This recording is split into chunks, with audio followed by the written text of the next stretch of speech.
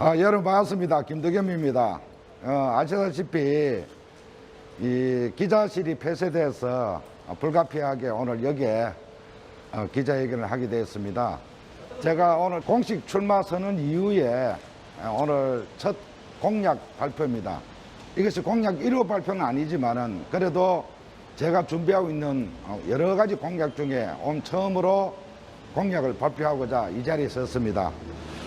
존경하는 울산 시민 여러분, 사랑하는 당원 동지 여러분, 내년 울산 시장 선거 출마를 공식 선언한 김덕겸입니다. 계속되는 코로나19에 얼마나 힘드십니까?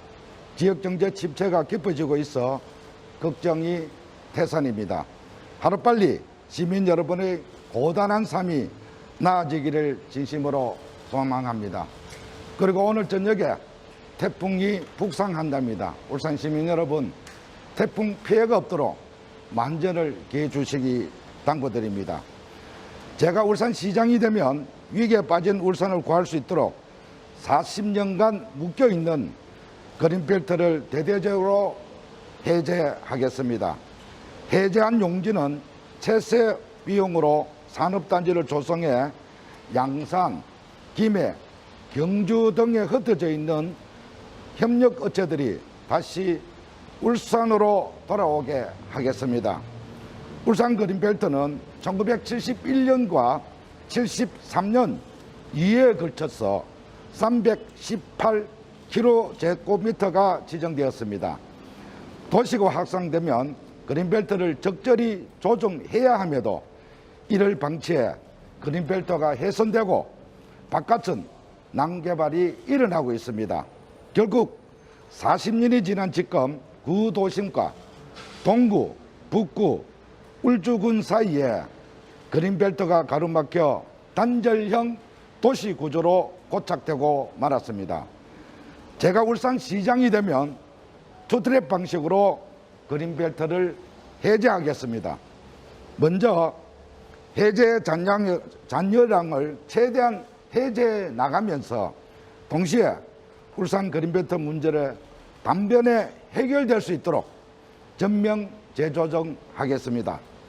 국토부의 광역도시계획이 정한 울산 그린벨트 해제 가능 총량은 338km/제곱미터입니다. 그동안 울산이 14km/제곱미터는 해제되고 아직까지 24km/제곱미터 남아 있습니다. 전국 7개 권역의 그린벨트 해주율이 평균 59.4%임을 감안하면 울산은 산업, 주거 등 토지 수요가 필요한데도 37.5%로 가장 낮습니다. 전국 평균 해제율만 적용해도 8km/제곱미터 약 240만 평을 해제할 수 있습니다. 그린벨트는 환경평가 등급이 3, 5등급이야 해제 가능합니다. 국토부는 2016년 환경평가 등급을 조정하면서 울산이 상 5등 등급을 1, 2등급으로 28% 상향 조정함으로써 개발 가용 용지가 크게 줄어든 상태입니다. 지금 국토부는 전국 그린벨트를 대상으로 다시 환경평가 등급을 조정하기 위해 용역을 진행하고 있습니다. 울산시가 이에 적극적으로 대응하지 않으면 현재 개발 가능한 면적마저도 줄어들 수 있으므로 울산시의 적극적인 대응을 요청합니다. 존경하는 울산 시민 여러분, 저 김덕겸 시장이 되면 다시 산업수대 위상을 찾고 시민 모두 유익해 주도록 그린벨트를 전면 재조정하는 등 도시계획을 재검토하겠습니다. 저 김덕겸 한다면 합니다. 김덕겸이 되면 확 바뀝니다. 감사합니다. 고맙습니다. 정경 일자리를 위해 미래 세대와 함께 시정을 운영할 5개 구군 청년 정책 보좌관을 선임하여 울산광역시 의사결정 과정에서 청년의 목소리를 담겠습니다. 윤석열 국민의힘 대선 후보도 30대 청년 장관도 나올 거라고 생각하고 청년 보좌관을 국정 운영에 대거 참여시키겠다고 했습니다. 이번 20대 대선의 가장 두드러진 아젠다는 바로 청년입니다. 젠더 갈등, 세대 갈등, 일자리 감소가 그 핵심입니다. 공직선거법 개정으로 18세부터 국회의원 지방선거에 출마할 수 있게 된 것도 이제 그전 대선과 차이점입니다. 2030 세대가 정치 전면에 등장하면서 각 대선 캠프에서는 이들의 표심을 잡기 위해 영향이 있는 청년을 앞다투어 영입하고 있습니다. 시대적 흐름이 한편으로는 그만큼 청년들이 살기 힘들다는 반증이기도 합니다. 울산 청년 실업이 심각합니다. 제조산업 침체로 청년 일자리가 계속 줄고 있습니다. 10월 말 기준으로 울산을 빠져나간 인구는 12,700명 중 절반인 6,200명이 청년입니다. 연말까지 7,000명이 넘을 것으로 예상됩니다. 청년들이 울산을 떠나는 가장 큰 이유는 취직할 만한 일자리가 없기 때문입니다.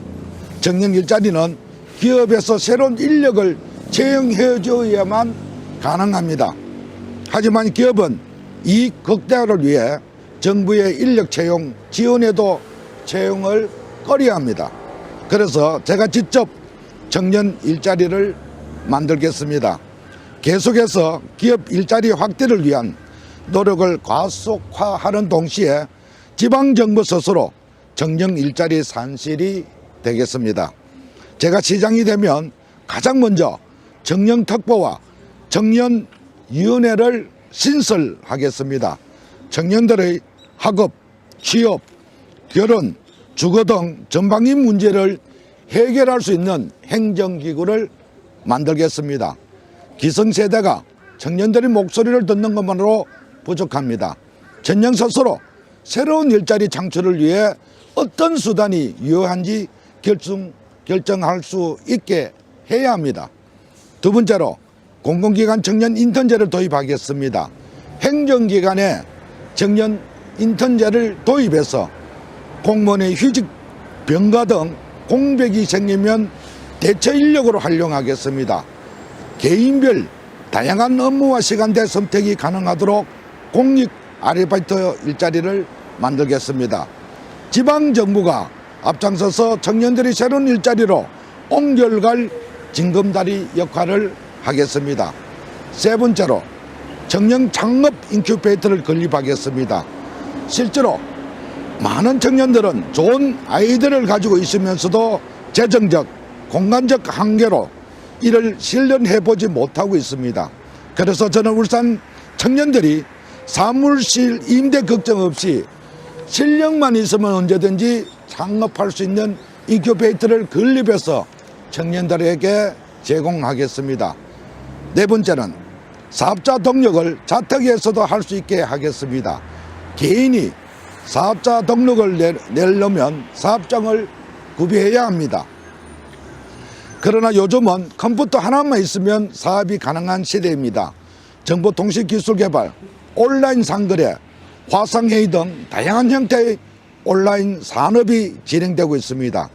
그래서 제가 시장이 되면 정부의 요청에 특정한 사업에 대한 기간을 정해서 자택에서 사업자 등록을 할 수 있도록 특별법을 만들겠습니다. 지금 청년들은 아무리 노력해도 아버지 세대보다 가난하리라는 자조 섞인 목소리가 나오고 있습니다. 실제로 청년들은 취업조차 벽찬 것이 세계사적 현실입니다. 그럼에도 불구하고 우리 청년들은 울산 미래를 앞으로 40년 이상 책임져야 할 고귀한 자산입니다. 이들이 울산을 떠나지 않고 취업에 자식 낳아 행복하게 살 수 있도록 저 김두겸 일자리 창출에 혼신을 다하겠습니다. 감사합니다. 여러분 반갑습니다. 김두겸입니다. 제가 시장 출마 선언한 지가 건 10개월이 지났습니다. 그동안 많은 시민들도 만나 배웠고 또 시민분들로부터 많은 정책도 제가 듣기도 하고 또 이번 시장 출마의 공약으로 담아내기도 했습니다. 오늘은 제가 두 가지 공약을 발표하고자 합니다. 첫 번째로 우리 울산은 6, 70년대 공업단지 조성과 함께 공장이 들어서면서 일자리를 찾아 전국에서 인구가 유입되어 발전된 도시입니다. 전국 팔도에서 모인 울산의 특성을 고려해 제가 남구청장 재직 당시 전국 최초로 도심 곳곳에 팔도 공원을 조성해 향리들 간의 우애를 다지고 결속을 도모하도록 한 바 있고, 팔도 향후의 친목 체육대회와 팔도 특산품 판매를 병행하기도 했습니다. 또 울산에 거주하는 예군인들의 예안을 달래기 위해 남구 롯데마트 옆에 예국인 공원을 조성해 각국의 국기를 개항하고 국가별로 행사가 있을 경우 이 시설을 이용하도록 한 것도 저희입니다. 현재 울산에는 각 시도별로 향후회가 구성되어 있고, 향후회관은 재정 여건에 따라 각기 다른 규모로 운영되고 있습니다. 그 과정에서 어려움을 겪고 있는 향후회도 있는 것으로 파악되고 있습니다. 제가 시장이 되면 울산에 대한 애착심을 가질 수 있도록 팔도 향후회관을 건립하겠습니다. 시도별 향후회에 제공하겠습니다. 이는 울산 시민 전체를 결속시키는 계기로 만들겠습니다. 두 번째, 지난해 12월 울산 부산간 광역철도가 개설되어 울산 시민들은 부산까지 지하철처럼 광역철도를 이용할 수 있게 되었습니다. 태화강역에서는 부산으로 이동하려는 시민들 넘치고 철도 운행 간격을 조절해달라는 민원도 잇따르고 있습니다. 울산으로서는 기회와 동시에 위기에 직면하게 된 것입니다. 도시의 규모를 볼 때 부산보다 작고 모든 도시 인프라가 부족하여 잘못하면 울산의 경제권을 잃을 수 있는 위기에 놓여 있습니다. 이런 맥락에서 송철호 시장이 시민의 여론을 수렴없이 추진하는 메가시티는 울산의 인구를 가소화할 수 있기 때문에 재검토가 필요합니다. 제가 시장이 되면 울주군 남부권에 교육, 의료 등 편의시설 모두 갖춘 신도시를 조성하겠습니다. 윤석열 대통령 당선인은 탈원전 정책을 폐기하기로 했습니다. 탈원전 정책을 폐기하면 우리 울산은 다시 활력을 찾게 되고 일자리도 늘어날 것입니다. 이로 인해 인구가 늘어나고 울주군 남부권에 신도시가 필요하게 될 것입니다. 현재 울주군 남부권에는 주민들이 중심이 되어 남울주 10만 정주도시 조성협의회가 구성되어 있고 정치권의 도움을 요청하고 있습니다. 저는 기존 협의회와 소통하며 함께 이 문제를 풀어나가 남북권의 10만 신도시를 건설하겠습니다. 오늘 제가 기자회견은 그 내용은 연포산 터널 통행료 분담금 없이 전면 무료화에 대해서 의견을 필요하고자 합니다. 저는 지난해 10월 13일 동구 주민들 앞에서 연포산 터널 통행료를 전면 무료화하겠다고 공약했습니다. 송철호 시장이 제 의견을 받아들였는지 최근 연포산 터널 무료화를 발표한 것은 환영할 만한 일입니다. 그러나 울산시가 공사 비용을 구군에 분담하면서 갈등이 빚어지고 있습니다. 분담금을 내기로 한 동구는 올해 하반기부터 통행료를 면제하는 반면 다른 4개 구군은 예산 분담금을 낼 경우에 한해서 내년부터 통행료를 면제해 주겠다 해서 일부 기초 지방자치단체가 난색을 표하고 있습니다. 연포산 터널 하루 통행량이 약 2만 8천 대로 이 중 13,600대가 동구 주민 차입니다. 동구 주민을 제외한 14,300대는 통행료를 내야 합니다. 내년부터 다른 구군도 분담금을 내면 연포산 터널 통행료를 면제해 주겠다는데 시민들의 의견도 구군이 협의도 없이 광역시가 일방적으로 강행하는 것은 지방자치를 무력화시키는 일입니다. 광역시에서 추진한 사업은 광역시 예산으로 처리한 것이 당연합니다. 기초자치단체의 예산을 분담시키는 것은 책임 전가에 불과합니다. 지금이라도 성철호 시장은 아무런 근거도 없는 분담금 떠넘기를 중단하고 하반기부터 연포산 터널 통행료를 전면 무료화할 것을 요구합니다. 동구 분담금 역시 철회되어야 합니다. 울산 동구는 오랫동안 홀대받아왔습니다. 도로, 문화, 복지 등 대부분의 행정 채무를 기업체에 맡긴 채 손 놓고 있었습니다. 재정만 해도 울산시가 동구에 제대로 투자한 사업이 없습니다. 그런데 이제 와서 연포산 터널 통행료를 두고 다시 분담금을 요구하는 것은 치졸한 짓입니다. 만약 송철호 시장이 끝까지 고집을 부려 분담금을 내는 기초단체만 통행료를 면제하겠다고 우기면 제가 울산시장이 되면 분담금 없이 연포산 터널 통행료를 전면 무료화하겠습니다. 제가 시장이 되면 엄수 행정이 아닌 품격 있는 행정을 펴겠습니다. 감사합니다. 오늘은 울산광역시 행정조직 정비로 작은 지방정부 실현하겠다는 공약을 발표하겠습니다. 울산시는 올해 12월 말일자로 공무원 수를 대폭 늘렸습니다. 일반직 51명, 소방직 17명으로 총 68명이 증가한 것입니다. 소방직은 시민들의 안전을 책임지는 소방서 신설은 이해하지만 일방직을 계속 늘리는 것은 경직성 경비를 가중시키는 결과를 초래합니다.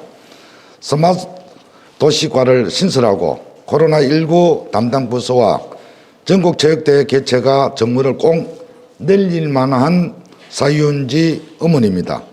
모든 시민들이 코로나19로 엄혹한 시기를 겪고 있는 이때 더욱 그렇습니다. 행정안전부 인건비 산출 기준에 따르면 공무원 1명 충원하는데 드는 예산이 연각 약 9천만 원이라 합니다. 이번에 늘어나는 68명 인건비로 매년 61억 정도가 추가로 지출됩니다. 결국 후세대에게 부담을 지우는 일입니다. 실제로 송철호 시장이 재임한 지난 4년간 울산시 행정조직은 급속도로 비대해졌습니다. 2017년 말 공무원 정원이 2,915명인 것과 비교해서 지금은 3,440명으로 자그마치 525명이 늘어난 것입니다. 4년 만에 공무원 정원이 18%나 늘어난 것입니다. 새로 만든 산하기관만 해도 인재평생교육진흥원, 관광재단, 일자리 재단 등의 3개 기관에 103명이나 됩니다. 이렇게 증가한 인건비가 한 해 565억 원을 육박합니다. 여기에 문재인 정부 들어 정규직화하는 상용 근로자의 수정과는 아예 파악조차 힘든 지경입니다. 또 인사 운영은 어떻습니까? 전임 경제부시장의 권한을 높이기 위해 문화체육국 소관을 경제부시장으로 조정했다가 퇴임한 후 다시 행정부시장 관할로 되돌리는 어처구니 없는 일들이 있었습니다. 광역시 출범 이후 울산시는 오랫동안 인건비 절감을 위해 작은 지방정부 기조를 유지해 왔습니다. 정부로부터 공무원 1인당 주민수가 가장 많은 광역시로 모범적인 조직을 운영한다는 평가를 울산광역시가 그동안 받아왔습니다. 전임 김기현 시장 재임 기간 동안 늘어난 공무원 수는 119명이었습니다. 그러나 4년이 지난 지금 울산광역시 공무원 수는 시민 1000명당 5명으로 서울 4.7, 부산 4.9, 대구 4.5, 인천 4.6명보다 많습니다. 다양한 행정소에 대응하기 위해 공무원을 늘려야 하는데 일부 동의하더라도 4년간 약 600여 명이 증가한 것은 과합니다. 인건비 560억이면 매년 주민 수건 사업을 몇 개씩 해결해야 할 만한 돈들입니다. 국민의힘 윤석열 대선 후보는 청와대를 축소하겠다고 공약했습니다. 역할이 불분명한 부처는 폐지하거나 통합하고 청와대의 수석 제도를 폐지하겠다고 합니다. 이에 발맞추어 울산시도 행정조직에 대한 대대적인 정비가 필요합니다.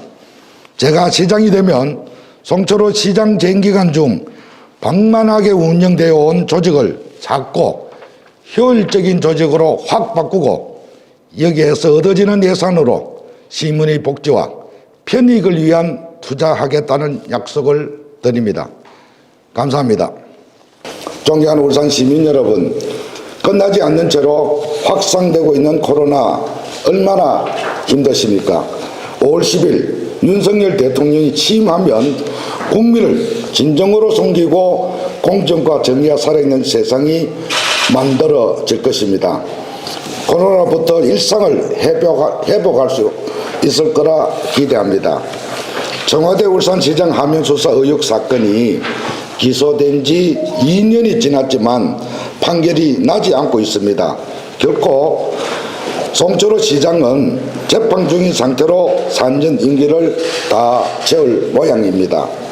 윤석열 대통령 당선인은 사건 조사 당시 검찰총장으로 이런 패단을 잘 알고 있기에 청와대 민정수석실 폐지를 여러 차례 밝힌 바 있습니다. 울산 시민들은 진실을 알고 싶어 합니다. 김기현 전 시장의 명예뿐만 아니라 울산 시민들의 명예가 회복되길 진심으로 기대합니다. 우리 사회에 정의와 공정이 살아있음을 울산 시민들이 체감할 수 있도록 재판부는 신속히 판결을 내려줄 것을 촉구합니다. 지난 16일 송철호 시장은 여천천 태화강역 친환경 생태공원 조성 방안을 발표했습니다. 아시다시피 여천천 생태공원 조성은 제가 2009년 남구청장 재임하면서 많은 반대를 뚫고 생태하천으로 조성한 사업입니다. 악취가 진동했던 여천천을 시민들이 접근하여 산책을 할 정도로 수질이 개선되고 지금은 울산 시민들이 사랑하는 친수 공간으로 자리매김했습니다. 그런데 송철호 시장이 선거를 앞두고 뜬금없이 여천천 생태공원 조성 방안을 발표했습니다. 환영해야 될 일이지만 선거를 앞두고 여천천을 생태공원으로 조성하겠다고 나서는 것은 모양 빠지는 일입니다. 지금 성심성, 전시성 계획들이 남발되고 있습니다. 여기에는 울산시 고위공직자들의 동조가 있으리라는 합리적 의심은 당연합니다. 무엇보다 시장이 공무원들을 동원해 미혹한 기획안을 만들어 발표한 것은 공정하지도 바람직하지도 않다고 봅니다. 지방자치시대 공무원들은 참 고달픕니다. 하위직일수록 더 그렇습니다. 선거 때마다 자의 타의로 동원되고 시장이 누가 되느냐에 따라 분위기가 달라집니다. 시장이 바뀌면 거기에 맞추니라 참 예가 탑니다. 이제는 성숙한 지방자치를 할 때가 되었습니다.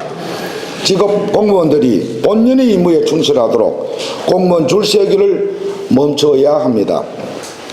선거에 동원해서 당선 뒤에는 기여도에 따라 지위와 성질을 나누는 일은 매각매적과 다를 바가 없습니다. 이제는 이런 합법을 가장한 불법 선거운동을 불식되어야 합니다. 제가 시장이 되면 공무원의 정치적 중립을 보장하겠습니다. 공무원이 바로 서야 울산이 바로 서는 문화를 만들어내겠습니다. 오늘 공약 발표는 울산형 안심소득 그리고 농어민에 대한 수당을 확대하는 내용으로 공약 발표를 하겠습니다. 아시다시피 안심소득은 이미 서울의 오세훈 시장을 비롯한 인천이라든지 타 광역단체에서도 시범 실시하고 있는 그런 상황입니다. 제가 타 시도에 이런 안심소득에 대해서 면밀히 공약을 살피고 또 시범 실시하는 것을 살펴보니까 우리가 소외되고 또 우리가 미처 챙기지 못한 것, 또 정부 차원에서 꼼꼼히 챙기지 못하는 것을 지방정부에서라도 이런 안심소득을 통해서 시민의 정착을 또 최소한의 생계를 보장해주는 그런 제도가 필요할 것 같아서 이미 타 지역에서는 실시하지만은 제가 시장이 되면은 이런 안심소득도 울산 현실에 맞춰서 울산의 재정 여건이라든지 여러 가지 현실을 감안해서 저도 안심소득을 시행하고자 합니다. 그래서 안심소득에 대한 공약을 오늘 발표하게 됐습니다. 내용은 배부해드린 유인물과 같습니다. 지금 작금에 우리 울산 같은 경우는 보면은 코로나 이전보다는 코로나 때문에 우리 지방정부나 중앙정부에서 과도하게 우리 지역 상권에 통제하고 거리두기 때문에 이 생계가 어려울 정도로 어려움이 많습니다. 그래서 우리가 지원을 받아야 될 사람들이 약 한 11,000명 정도가 늘어났어요. 지금 울산 같은 경우는 약 38,000명 정도가 우리가 지원을 해줘야 될 그런 어려운 계층에 있는 사람들이 많습니다. 프로테지를 보니까 약 41% 정도가 증가했습니다. 하루빨리 이 코로나 사태가 빨리 마무리되고 우리 울산 시민들 또 대한민국 국민들이 열심히 일하는 만큼 열심히 노력했는 만큼 그 대가를 받는 그런 시대가 왔으면 좋겠고 우리 울산 시민들도 하루빨리 코로나를 극복해서 생계라든지 또 시민들이 활기를 찾고 생기를 찾는 그런 시대가 왔으면 좋겠습니다. 그렇지만 현실은 굉장히 어렵고 그동안 굉장히 어려운 부분이 많기 때문에 그러한 부분에 대해서 우리 중위소득에 대한 부분을 지원하고자 바로 안심소득에 대해서 제가 공약을 하는 것입니다. 여기 뭐 개인 가구당 얼마는 울산 실정에 맞춰서 저희들이 금액 지원하는 것으로 공약을 걸었고요. 두 번째는 농민수당입니다. 이 농민수당에 대해서는 우리 국민의힘당인 소속인 우리 윤정덕 시의원이 이미 시 조례를 제정한 바 있습니다. 그러나 이것을 실질적인 조례만 제정했지 우리 농민들에게는 이 현실적인 문제를 지금 지원을 못하고 있습니다. 안 하고 있죠. 그래서 제가 시장이 되면은 이 농민 수당에 대해서 가구당 5만 원씩 지급하고자 합니다. 농민뿐만 아니고 덧붙여서 어민에 대해서도 똑같은 조건으로 지원하는 내용이 두 번째 공약으로 제가 채택을 하고 오늘 이렇게 공약 발표를 하게 되었습니다. 제가 시장이 되면은 반드시 해낼 것입니다. 제가 내걸었던 공약은 김덕겸이 하면은 확실하게 이뤄낼 것이고 만들어 가겠습니다. 우리들 세금들이 헛되이 사용하지 않도록 다른 곳으로 흐르지 않도록 가장 우리가 어려워하고 가장 낮은 것으로 세금이 제대로 쓰일 수 있도록 제가 최선을 다하겠다는 말씀 또 약속의 말씀을 드립니다. 김덕겸이 가면은 바꿉니다. 김덕겸이는 바꿀 수 있습니다. 여러분 고맙습니다. 시장이 되면 의료관광 사업을 육성하겠습니다. 공공의료와 민간 의료가 함께 상생하는 바이오 헬스 클러스터를 구축해 타 지역 주민이나 외국인이 울산에서 원스톱으로 원하는 진료를 받을 수 있도록 하겠습니다. 울산은 의료관광사업을 육성하기에 충분한 잠재력을 갖추고 있습니다. 국민건강보건단의 의료 이동 통계에 의하면 한 해 울산이 유입된 진료비가 약 2,300불이라 합니다. 코로나 발생 전 2018년에는 해외 의료 관광객이 약 2,300명이 울산을 방문했습니다. 울산의 1인 평균 진료비는 118만 원으로 전국 평균 진료비 197만 원에 비해 가장 싼 도시에 속합니다. 의료관광사업은 진료비뿐만 아니라 체류기간 동안 얻을 수 있는 경제적 효과가 크기 때문에 서울, 부산, 인천 등 모든 지방자치단체들이 아파트와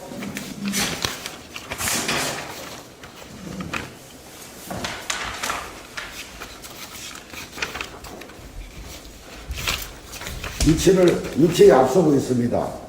울산에 제2의 울산대학과 공공의료시설을 갖춘 모두 갖춰 의료관광사업 메카로 만들어 가겠습니다.